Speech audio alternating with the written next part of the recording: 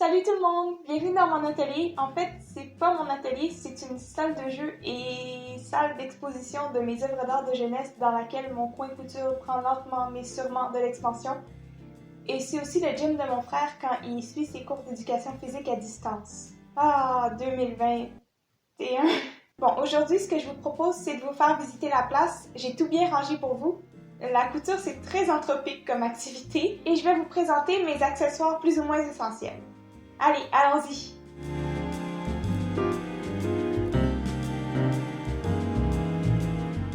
Commençons, si vous le voulez bien, avec ma table de travail. C'est là que vous me voyez dessiner mes patrons et découper mon tissu. Avant, je travaillais sur le plancher, mais ma grand-mère a été scandalisée en me voyant comme ça, donc elle me l'a offerte pour mon anniversaire. Je pense que c'est le cadeau le plus utile que j'ai jamais reçu, donc merci grand-maman Loulou, ça sauve mes genoux. Pour les intéressés, c'est une table de camping pliable de Coleman. Elle est vraiment légère, alors c'est facile pour moi de la déplacer si jamais j'en ai besoin. Par-dessus, il y a un tapis de coupe. Ça protège la table quand je coupe dessus, et aussi quand je place des épingles. Le quadrillage m'aide à aligner les patrons et le tissu quand je les coupe. Et puis, je peux aussi couper du papier avec un X-Acto dessus. Ici, j'ai 3 différents outils pour découper. J'ai d'abord mes petits ciseaux à tissu. Je les ai eus dans un kit de couture pour enfants, c'est pour ça qu'ils sont aussi petits. Mais c'est les ciseaux les plus aiguisés que j'ai et je laisse personne découper quoi que ce soit d'autre avec. Ensuite, j'ai cette grosse paire de ciseaux à cranter. C'est vraiment utile pour découper des tissus qui s'effilochent facilement parce que ça pré-effiloche le tissu en fait. Et finalement, j'ai cette lame rotative que j'utilise presque jamais parce que 1, je suis très maladroite avec et 2, la lame est toute émoussée. J'ai une panoplie d'équerres et de règles pour dessiner mes patrons. Rien de bien spécial, j'ai aussi un ruban à mesurer, mais j'aimerais attirer votre attention sur cette règle incurvée-là. En anglais, ça s'appelle une French curve. Je ne sais pas si en français ça s'appelle une courbe anglaise comme pour les coutures. En tout cas, ça permet d'avoir des belles courbes régulières quand on trace les patrons. Et puis, vous pouvez jouer un peu avec le degré d'inclinaison de la courbe si ça a de l'allure. La mienne est en plastique, mais vous pouvez très bien trouver un modèle sur Internet, l'imprimer et le coller sur du carton, ça marche aussi. Ici, j'ai des épingles et des pinces qui me servent à maintenir des épaisseurs de tissu en place quand je veux piquer une couture. Les pinces, c'est très utile pour des tissus délicats que la pointe de mes épingles abîmerait. J'utilise aussi des épingles pour placer mes patrons sur le tissu pour les découper et aussi pour maintenir le tissu en place sur le mannequin quand je le drape. Les épingles, on peut vraiment pas s'en passer, mais pour une raison, ça rentre pas dans ma tête parce que j'arrête pas de les égarer quand je couds, je les mets n'importe où, je les oublie dans mes retailles, je me suis fait un petit bol aimanté pour qu'elles restent dedans, mais c'est sans espoir. Pour marquer le tissu, j'utilise un marqueur effaçable à l'air ou une crête tailleur, dépendamment de la couleur du tissu. La crête tailleur, je l'ai achetée récemment, c'est bien parce que ça permet d'obtenir des lignes beaucoup plus fines sur le tissu qu'avec une craie régulière. Vous me voyez aussi utiliser des bons vieux marqueurs Crayola souvent. Ça marche sur la plupart des tissus, mais des fois sur les fibres synthétiques, il faut faire attention et ça devient indélébile. C'est là que le marqueur effaçable à l'air devient utile. Je vois rien d'autre qui vaille la peine d'être mentionné ici, alors rendons-nous juste à côté avec mon mannequin. Il a été fait sur mesure pour ma grand-mère quand elle a pris des cours de haute couture. C'est pas la grand-mère qui m'a acheté la table, c'est l'autre.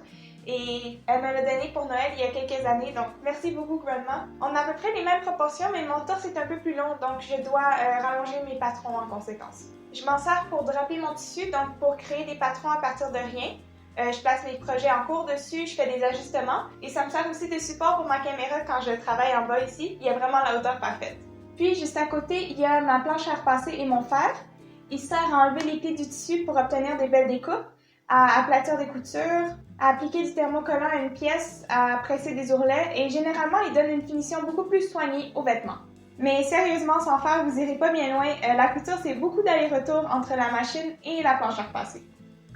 Parlant de machine, voici la mienne. C'est une Kenmore Limited Edition Model 16765 achetée au Sears qui n'existe malheureusement plus au Canada. Je suis pas trop nerd de machine à coudre, mais celle-là me donne pas trop de fil à retordre littéralement. Elle a une gamme de points assez vaste, mais je dois vous avouer que j'utilise pas mal juste le point droit et le point zigzag. Elle peut coudre à travers pas mal tous les types de tissus jusqu'à maintenant. Dans le fond, quand vous achetez une machine à coudre, il faut prendre en compte vos compétences, votre niveau, la fréquence à laquelle vous comptez l'utiliser.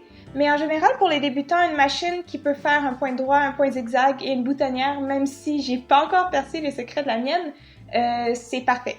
La mienne est assez compacte et elle se range facilement, donc c'est bien pour quelqu'un qui passe pas tout son temps à faire de la couture. En tout cas, je veux pas trop m'éterniser là-dessus, l'achat d'une machine à coudre, se familiariser avec, ça mérite une vidéo en entier. Je vais la faire si quelqu'un me demande dans les commentaires. Après ça, il y a mes fils, mes billets, mes boutons, mes élastiques, dans des boîtes à thé comme ça. Un dernier petit outil qui me sauve la vie est mon découseur. Il est venu avec ma machine à coudre et comme son nom l'indique, il sert à défaire les coutures. C'est très utile en cas de petites erreurs. Je m'en sers aussi pour ouvrir mes boutonnières et pour détacher les morceaux des vêtements quand je fais des transformations. Et à côté, il y a un cimetière d'objets électroniques variés.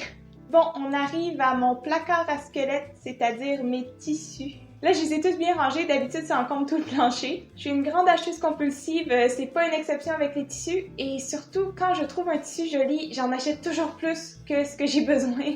Au magasin de tissus où je vais souvent, il y a un petit bac à l'entrée avec des fins de rouleau, et c'est souvent comme 1$ le mètre, alors j'en profite chaque fois. Et je me ramasse avec du tissu dont j'ai aucune idée quoi faire. Donc ça prend souvent une bonne année ou deux avant que le projet prenne forme. Par exemple, la robe rayée que j'ai faite en septembre, ça a pris un bon 2 ans avant que je sache quoi faire du tissu. Je garde soigneusement toutes mes retailles et les vêtements à transformer derrière moi et à mon grand désespoir, le tas fait juste augmenter. Sur ce, on a fait le tour, c'était mon atelier. Si j'avais à résumer mes accessoires essentiels, ce serait une bonne paire de ciseaux à tissu, un fer, des épingles et des pinces, une machine à coudre évidemment, et puis un découseur. C'est vraiment des trucs dont on peut pas se passer pour débuter. J'espère que cette vidéo vous a plu. Si c'est le cas, n'hésitez pas à me laisser un pouce en haut, un commentaire, et si c'est pas déjà fait, abonnez-vous pour pas manquer la prochaine. Je vous invite aussi à me suivre sur Instagram, @artisanali, pour avoir de mes nouvelles un peu plus souvent et pour échanger avec moi, ça me fait toujours plaisir. Allez, à la prochaine!